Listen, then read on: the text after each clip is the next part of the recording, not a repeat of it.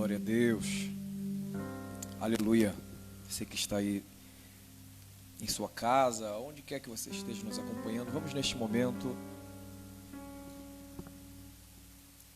ser ministrado por mais uma porção da palavra de Deus. Você que tem Bíblia, abra comigo a sua Bíblia no Evangelho segundo escreveu Marcos. Glória a Deus. Deus está se manifestando neste lugar e cremos que Ele está se manifestando na sua casa. Marcos, capítulo de número 6, um texto muito conhecido, eu serei extremamente breve. Nós já fomos ministrados aqui por uma porção da palavra do Senhor e agora seremos uma vez mais, de forma um pouco mais sucinta, tomando por base o Evangelho de Marcos, capítulo de número 6, a partir do versículo de número 45. Glória a Deus. Marcos, capítulo 6, versículo de número 45. Você que pode, redobre sua atenção neste momento, não deixe nada tirar sua atenção, porque Deus vai continuar falando com você. Glória a Deus. A narrativa bíblica diz-nos: e logo obrigou os seus discípulos a subir no barco e passar adiante para o outro lado, a Betsaida, enquanto ele despedia a multidão. E tendo-os despedido, foi ao monte para orar. E sobrevindo a tarde, estava o barco no meio do mar, e ele sozinho em terra. E vendo que se fatigavam a remar, porque o vento lhes era contrário, perto da 4ª vigília da noite, aproximou-se deles, andando sobre o mar, e queria passar adiante deles. Mas quando eles o viram andar sobre o mar, pensaram que era um fantasma, e deram grandes gritos, porque todos ouviram e perturbaram-se. Mas logo falou com eles e disse-lhes: tende bom ânimo, sou eu, não temas. E subindo para o barco para estar com eles, e subiu para o barco para estar com eles, e o vento se aquietou, e entre si ficaram muito assombrados e maravilhados. Glória a Deus. Aleluia. Meus irmãos, quando paramos para refletir na narrativa dos evangelhos ou dos evangelistas acerca da trajetória de Jesus, do seu ministério terreno, fazendo, mesmo que de forma superficial, uma comparação entre os evangelhos, você percebe de forma bem simples que o evangelho de Marcos é o evangelho mais compacto, o evangelho com apenas 16 capítulos, e Marcos não tem a mesma preocupação dos outros evangelistas de ser tão minucioso e detalhista no seu registro acerca da vida de Jesus. Isto se dá porque Marcos está escrevendo o Evangelho de Jesus Cristo e irá endereçá-lo para os romanos. E por conhecer um pouco dos feitos dos romanos, por estar familiarizado com o cenário romano e estar endereçando este Evangelho aos romanos, Marcos sabe que os romanos, eles não têm tanta preocupação com detalhes. Quando uma pessoa vai se apresentar para os mesmos, dizendo ser alguém que veio para fazer a diferença, sendo este um revolucionário, ou alguém que veio para uma nova perspectiva, seja ela espiritual, política, eles não querem saber de tantos detalhes, de tantas palavras. A preocupação dos romanos está atrelada à ação.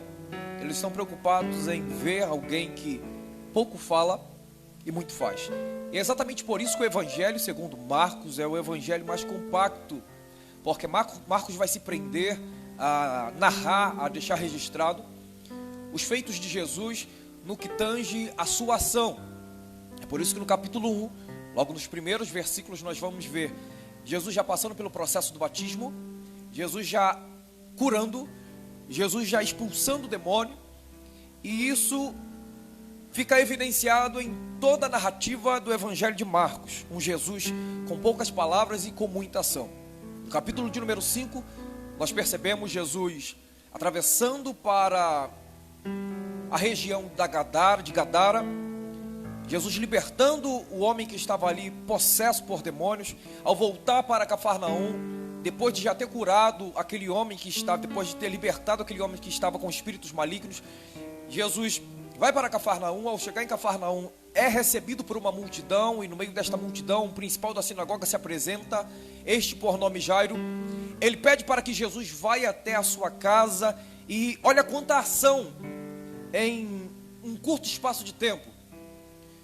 Jesus vai acompanhando Jairo para a sua casa, e antes que Jesus chegue na casa de Jairo, Jesus é acometido por um toque de uma vida que precisava de uma transformação, que precisava de um milagre na sua vida.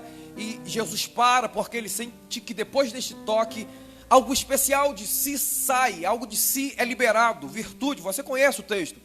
Jesus para, pergunta a quem ele tocou. Aquela mulher, não podendo ficar em silêncio, sabendo o que havia acontecido no seu corpo, algo que já havia durado 12 anos, ela se manifesta no meio daquela multidão, faz a declaração para Jesus que ela havia tocado. Jesus libera aquela mulher debaixo da bênção. Depois disso, Jesus vai para a casa de Jairo, e ao chegar na casa de Jairo, Jesus cura a filha de Jairo, e tudo isso apenas em um capítulo, capítulo de número 5. Entramos no capítulo de número 6. De Cafarnaum, Jesus vai para Nazaré. Em Nazaré, Jesus recebe a notícia, nas proximidades de Nazaré, Jesus recebe a notícia que João Batista está preso. Jesus recebe a notícia do que está acontecendo com João Batista.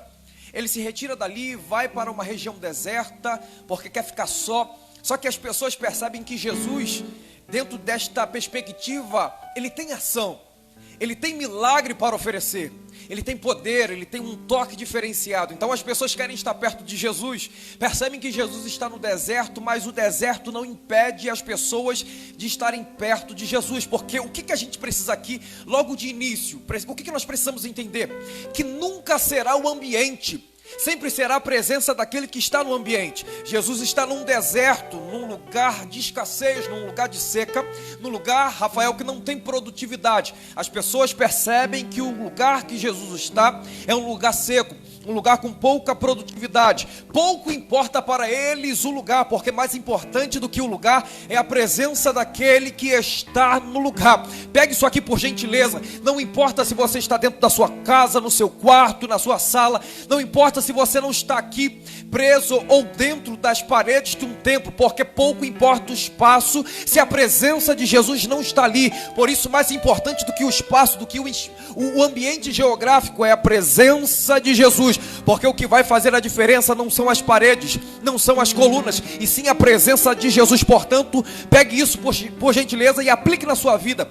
Mais importante do que o local é a presença daquele que está no local. Você pode estar dentro da sua casa, não tem o microfone, não tem os instrumentos, não tem a caixa de som, mas se tem a presença de Jesus, já é o suficiente para que o milagre aconteça dentro da sua casa, porque nunca foi o espaço, nunca foi o ambiente, sempre foi a presença de Jesus. A cova dos leões, sem a presença daquele homem maravilhoso que se manifestou, daquela manifestação teofânica, seria na verdade um reduto de morte para Daniel. Por isso o espaço sem a presença é morte, mas com a presença é livramento. Na fornalha aquecida 7 vezes mais, sem a presença da perspectiva de quem está do lado de fora. O quarto homem, sem a presença dele é morte para Ananias, Misael e Azarias, mas com a presença dele é livramento. Numa cisterna, num poço onde Jeremias foi lançado, sem a presença é um lugar úmido, um lugar abandonado, mas com a presença dele é um lugar onde tem a companhia do Todo-Poderoso. Portanto, entenda isso, nunca foi o espaço, nunca foi o ambiente, sempre foi a presença dele. Glória a Deus. Jesus está no deserto e nós estamos no capítulo de número 6.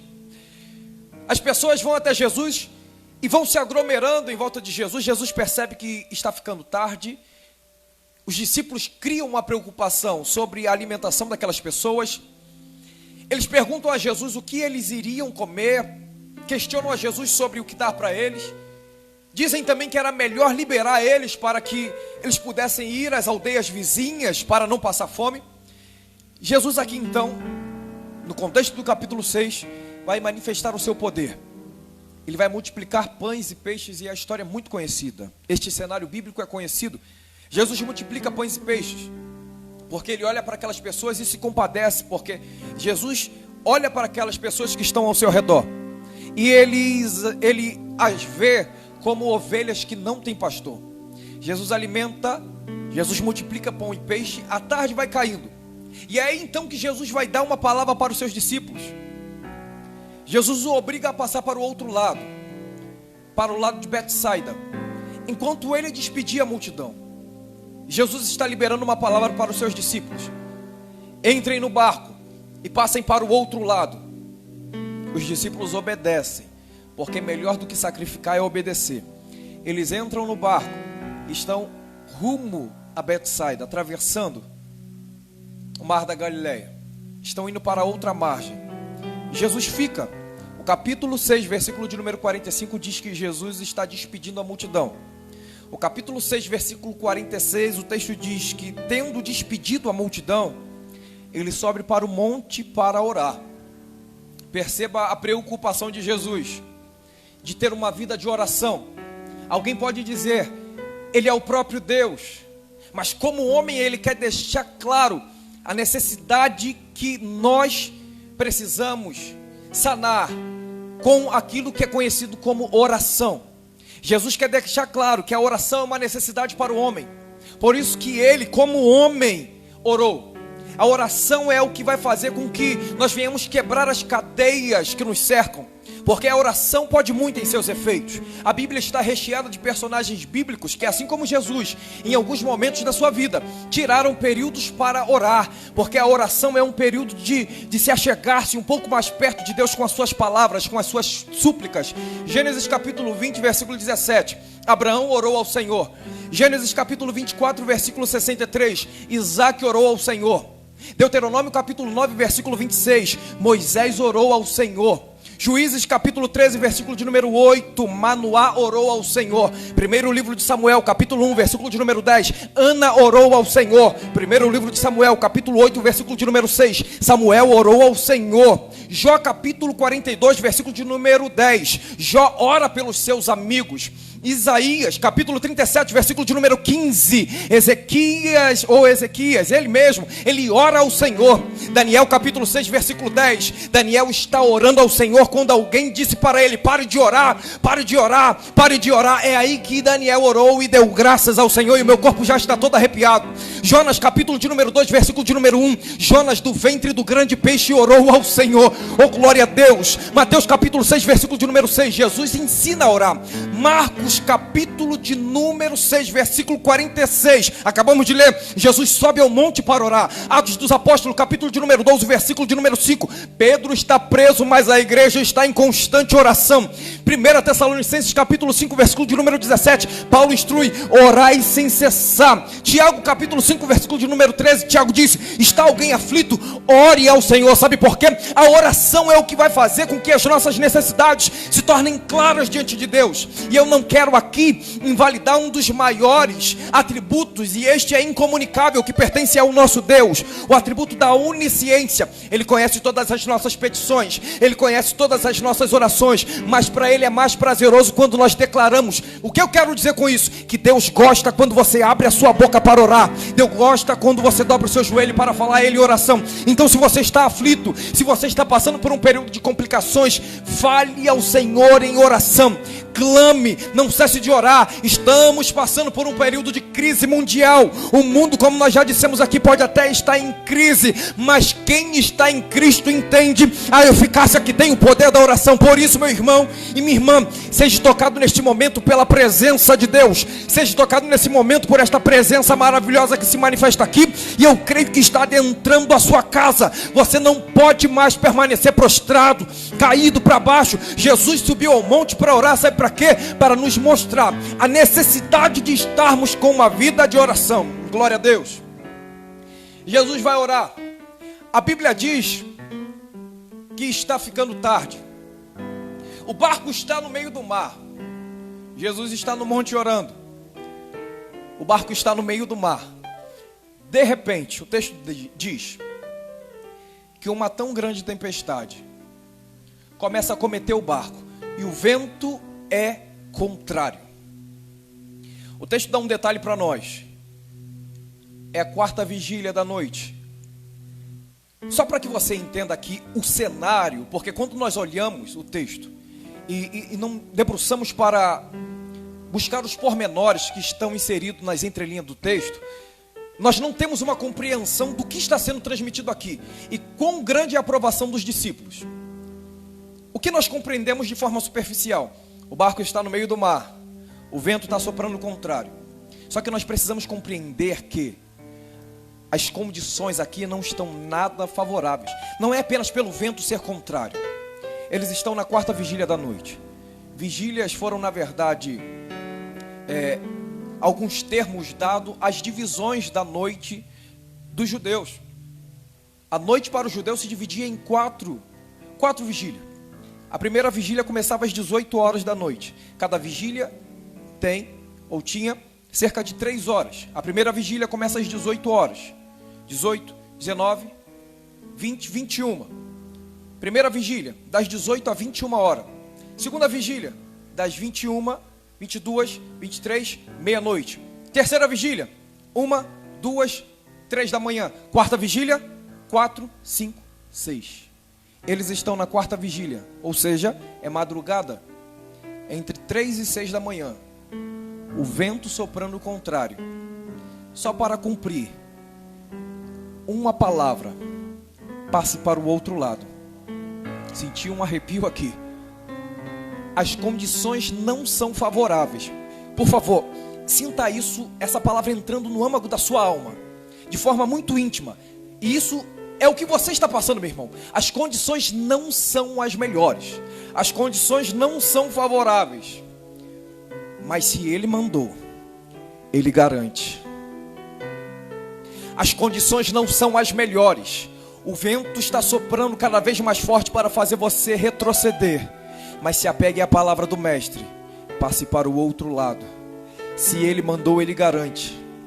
Se Ele mandou, Ele capacita. Se Ele mandou, não é vento contrário que vai fazer você parar.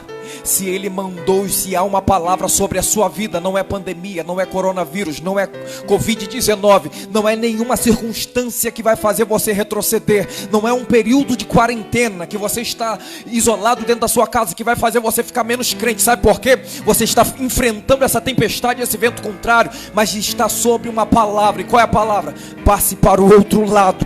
Aquele que prometeu, aquele que falou é fiel para cumprir. Por isso que você não pode se desesperar. Continue firme, não desista, passe para o outro lado. E eles estão remando. Você sabe, aqui o vento está soprando o contrário e o barco não é motor.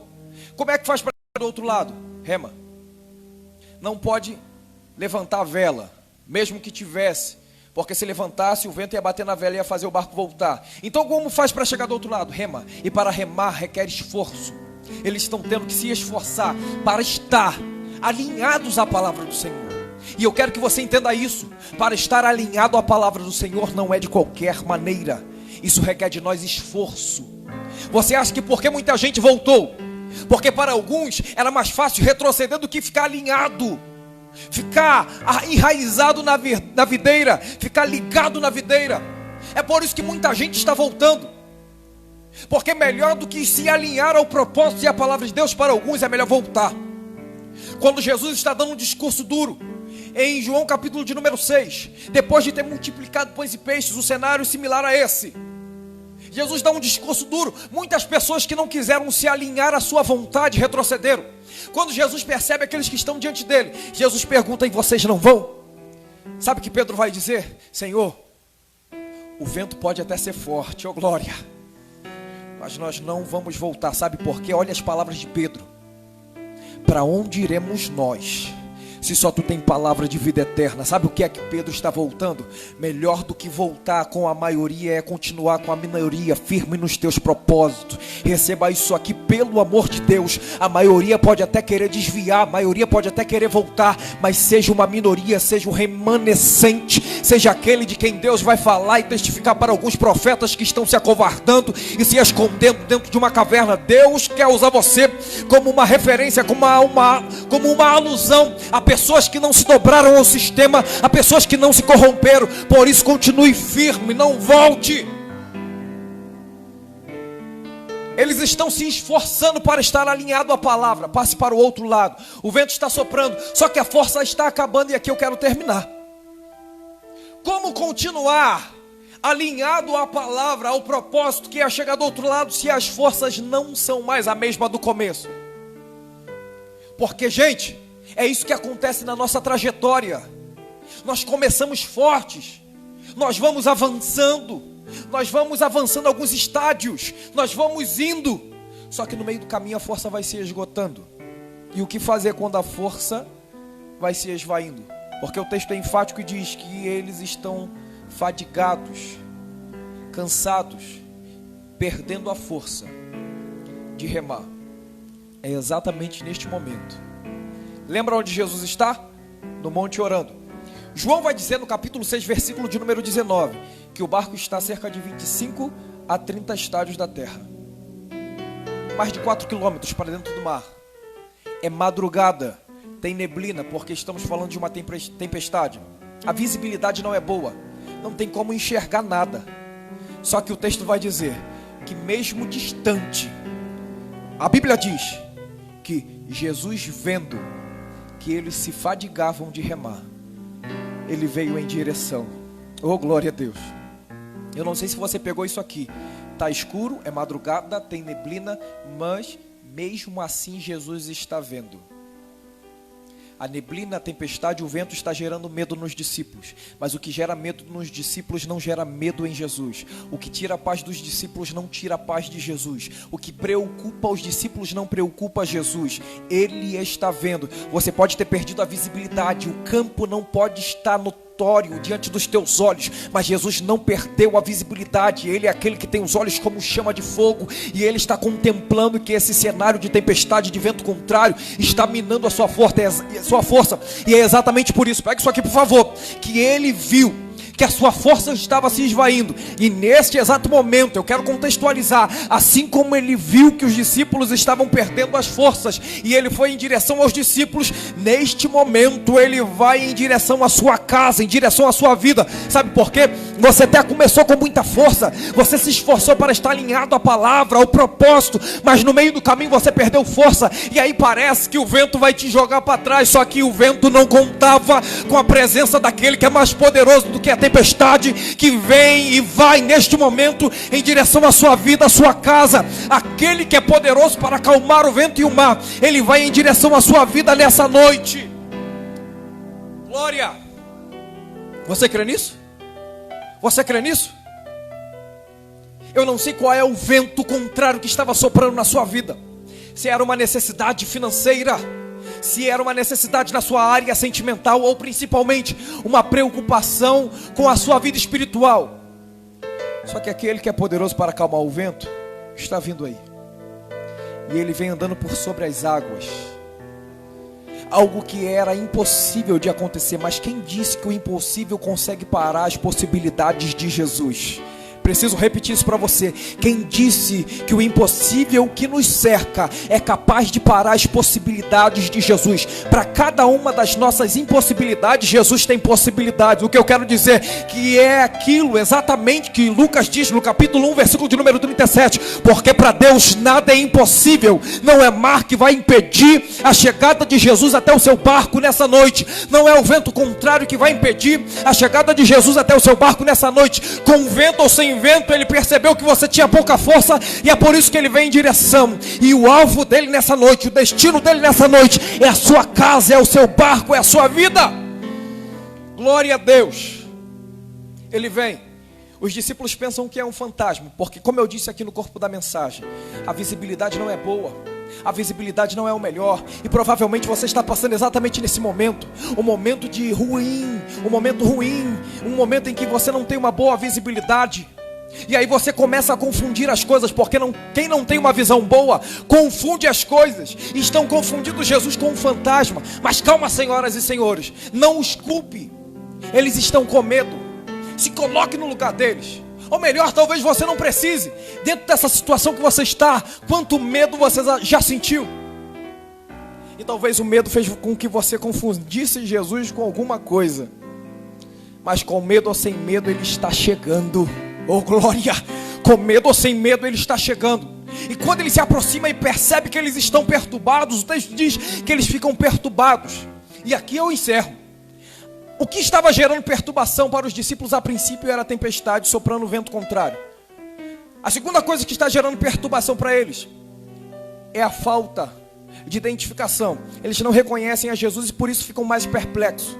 E quando Jesus percebe isso, que eles começam a gritar, exatamente após eles terem medo, expressar esse medo, o texto diz, e logo Jesus disse, tem de bom ânimo.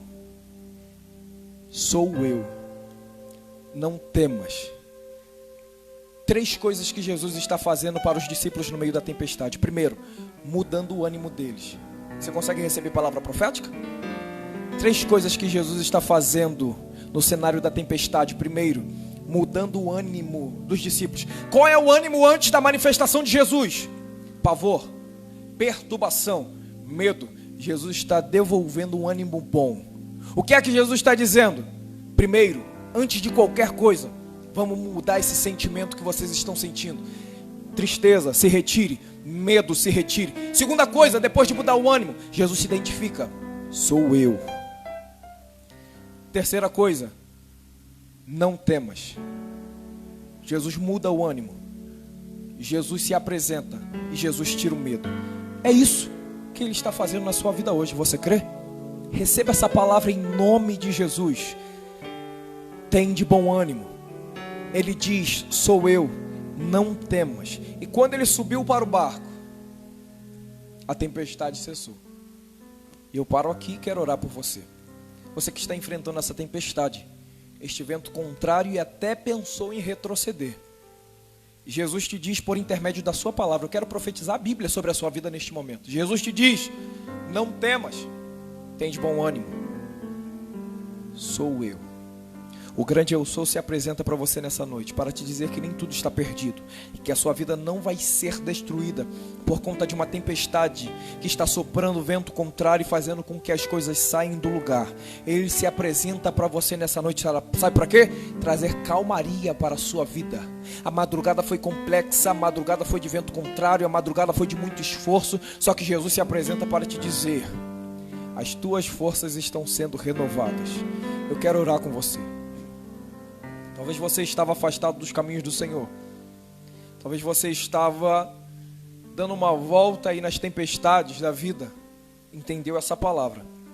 Entendeu que para estar alinhado à palavra e o propósito, você precisa empregar esforço. É com você a conversa nessa noite. Você que não tinha mais força. Você também que é crente, cristão, não tinha mais força para continuar remando. Estava pensando em desistir do seu casamento. Estava pensando em desistir do seu ministério. Estava pensando em desistir de continuar firme na presença de Deus. Deus se manifesta para você para gerar força para a sua vida. Receba isso nessa noite. Eu quero orar com você. Senhor Deus e Pai, que a partir de hoje, todo e qualquer vento contrário nas áreas, em qualquer área da vida dos teus filhos, que seja sanado pelo poder que é no nome de Jesus, porque aquele que é mais valente, mais poderoso que a tempestade se apresenta neste momento.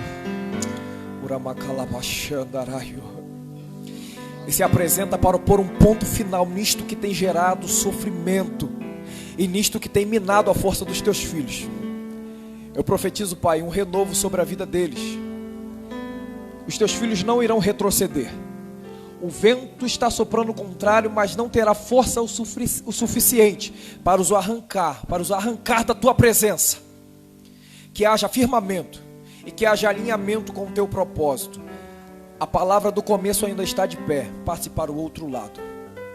E nada que aconteça no meio da trajetória irá fazer com que a palavra primária seja anulada. Receba isso em nome de Jesus. A palavra ainda está de pé.